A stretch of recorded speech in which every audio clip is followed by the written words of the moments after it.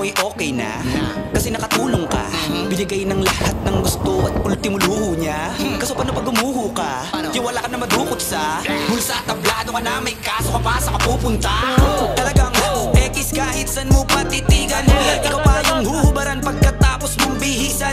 Mga dugyot ang pagkatao, walang kalinisan. Pagkatapos magsipag lamon plato, biglang iiwan. Mga hugas kamay lang pero hindi yung pinagkainan. Bawat tanong ang daming rason na iyong mapagsabihan. Kaya malamang yari ka lalo na pag nagkapagtripan. Talagang ikaw ang puntirya, di ka na para pahakingan. Ingat ka lalo na pag madali kang makisama, kasi maisahan